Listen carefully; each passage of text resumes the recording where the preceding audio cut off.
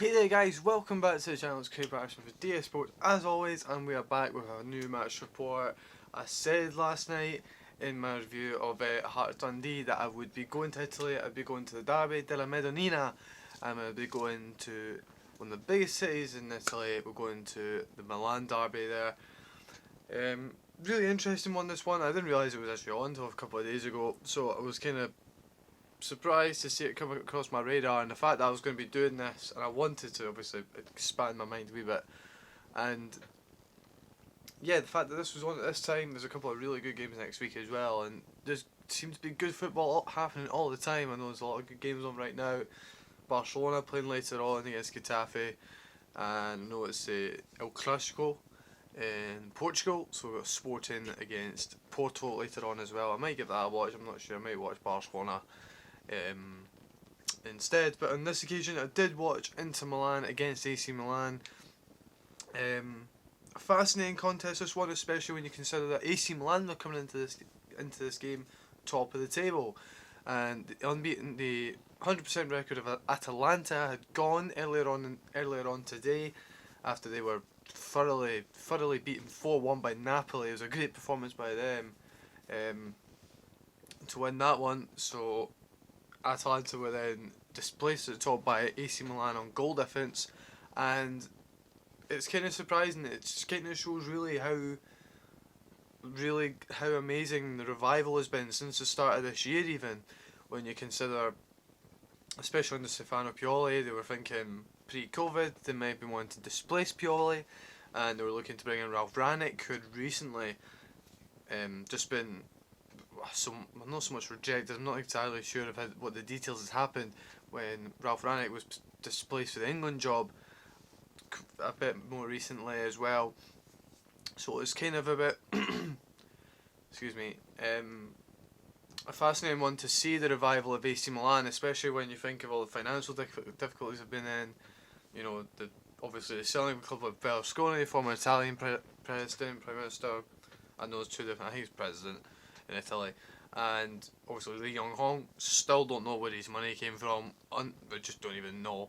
Just had money out of thin air apparently. Completely plummeted the club, and obviously Elliott now, then the hedge fund funded there, has seemed to have revived the club. We also had Reina Gattuso, who came in when he was in charge, didn't do a great job. Stefano Pioli then replaced him, and it's very much a surprise he's still there to this day, but nonetheless he's still there, and he's now got an AC Milan performing with some good new kids as well, like Davide Calabria right back. He's got Salmakers, the Belgian guy, in. He's got a lot of good young players. Got Rafa Leao, who played on the left in this game.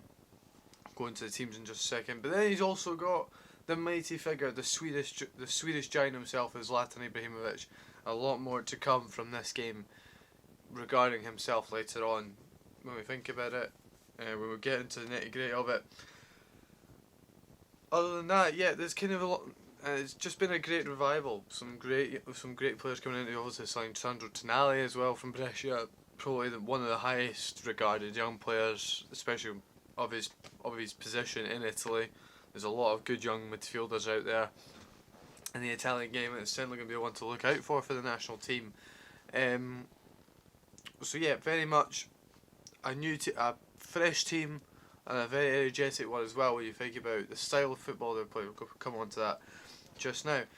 Inter Milan, however, they've kind of stagnated themselves in the start of the season. They're still unbeaten, 2 wins and a draw, but it's not been entirely great football. I know the opening day against Fiorentina, they very much stumbled their way to a result in that game. But since then, it's been okay. They've got a couple of wins under the belt. Very much the same old Antonio Conte style. A couple of fresh faces in there. Kolarov coming in. He was playing left centre back for this one. Ashraf Hakimi coming in. Has the loan spell at Dortmund from Real Madrid. He's now joined permanently from the Spanish capital side, and seems to be doing a good job, as you might expect. There's still very much the old familiar names in there, the same front two up top in Lautaro Martinez and Romelu Lukaku, and then you've got Barella, Brozovic, who else is playing in this one? Well, Ericsson came off the bench in this one. Arturo Vidal's obviously a new name. He started in this one, obviously coming in from Barcelona on a low fee. And then De Vrij at centre half as well. Who else was playing centre back in this one? And D'Ambrosio playing centre half in this one as well. Most familiar as substitute, but on this occasion wasn't very much in the starting lineup in this one. So going into the game then, it was a frantic opening. It was very sort of end to end to get going. It was a brilliant free flowing game, and that kind of developed as a trend for the remainder of the first half. It was really, really good. I know there's a couple like the last 5, 10, 15 minutes of the Premier Sport coverage wasn't great. I know they were very glitchy, coming in and out. Barely, I don't think we even saw the third goal in this one. We'll talk about that in a second. Wasn't great call in terms of the production of it, but nonetheless, the first 20-25 minutes were brilliant to watch. A lot of big chances coming, but the first one fell, or the first goal in the end after 13 minutes came as a result of a penalty. A nice free flowing play allowed Zlatan to come into the box, but then was fouled by Kolarov. It is probably a penalty. It's one of these ones where, you know, Kolarov's coming in from behind. It's not the biggest contact in the world. It's not as if he's flown into the challenge. It is very much a kick in the back of the heels, but it is enough to disrupt Ibrahimovic's flow, and he went down. Penalty was given, rightly so in my opinion, like I've just said.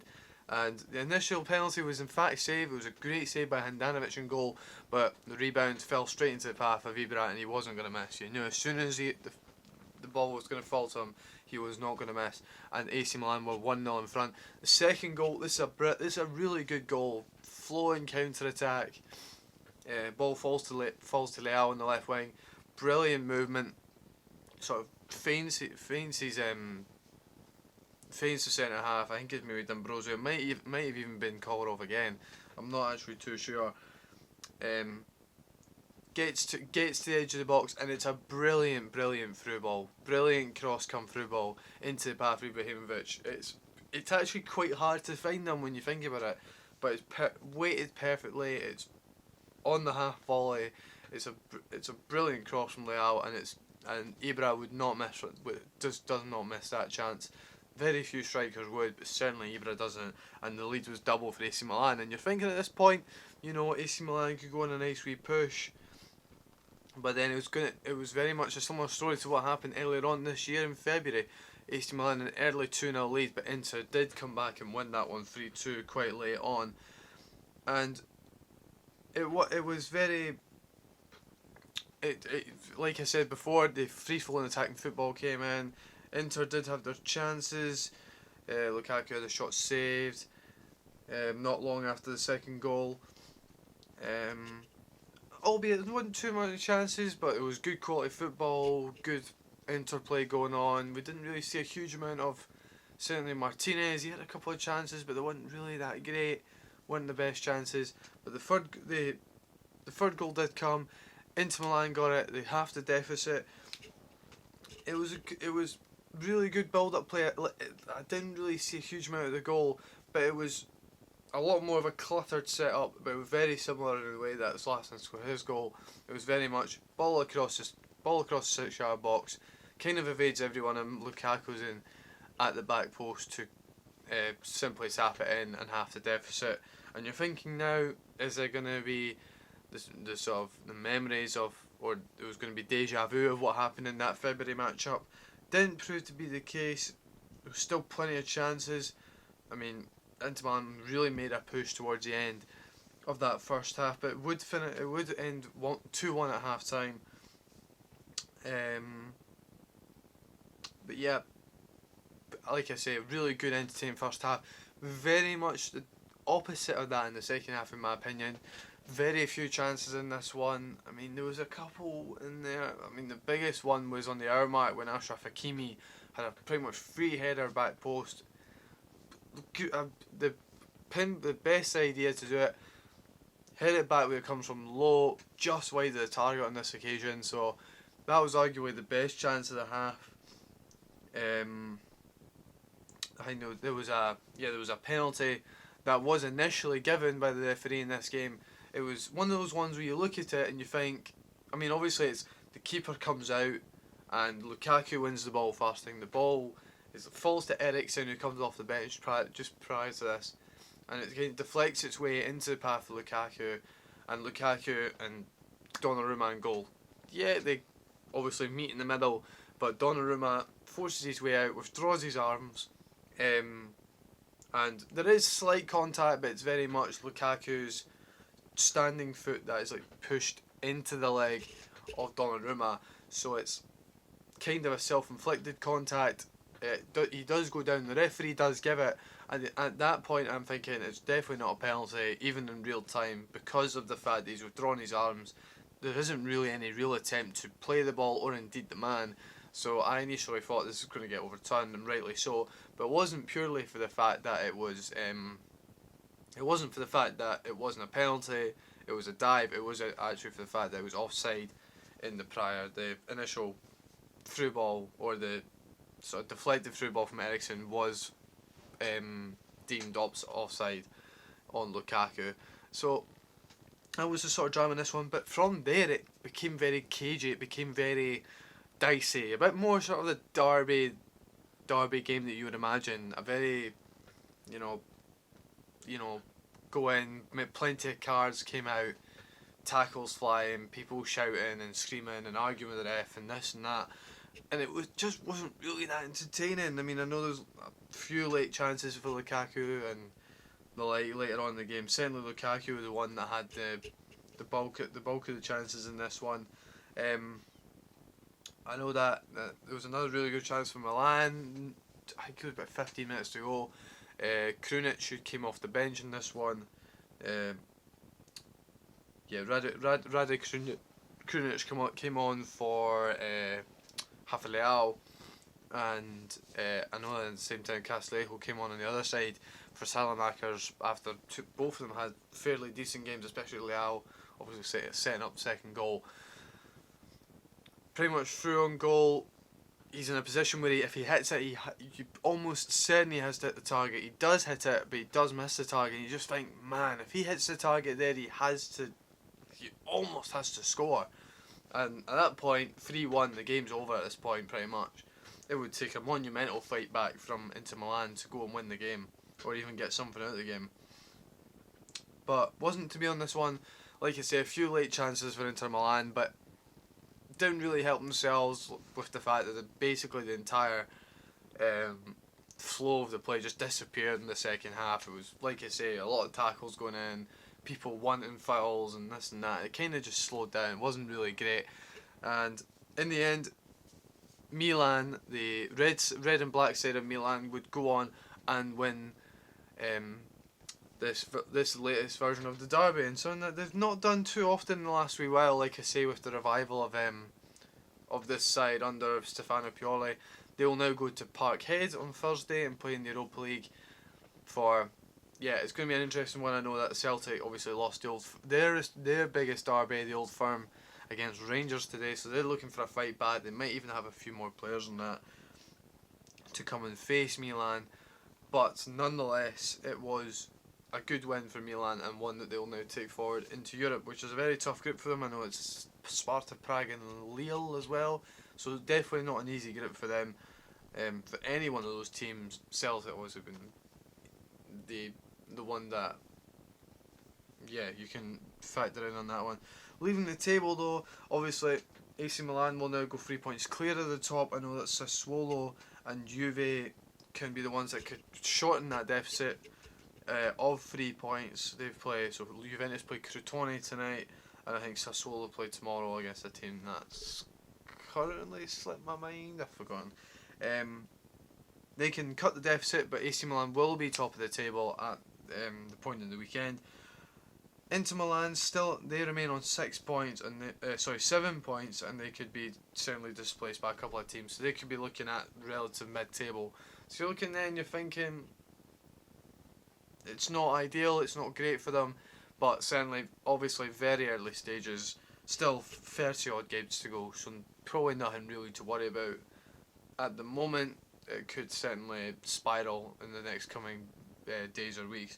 And Inter Milan, they'll be in Champions League action. Let me just double check who they're playing.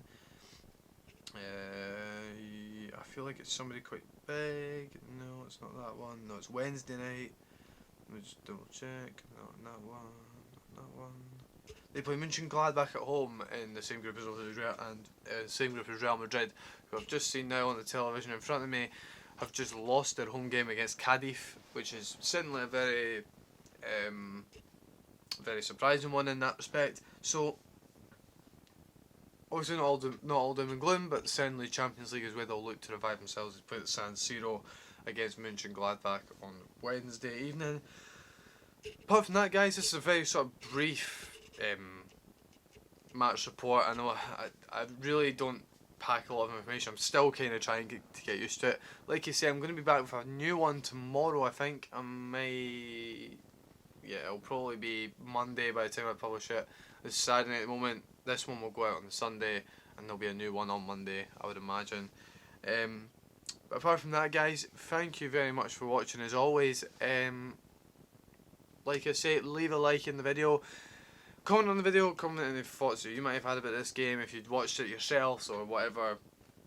Anything that I might have missed out, anything I need to add, any information that might be useful down the line. If I cover, I'll probably likely cover one of these, a game containing these two sides again in the near future. And obviously, subscribe to the channel. We're going to be bringing many more of these kind of videos coming up, and we'll see you guys very soon on the next one. Thank you very much for watching. Like I say, see you again soon.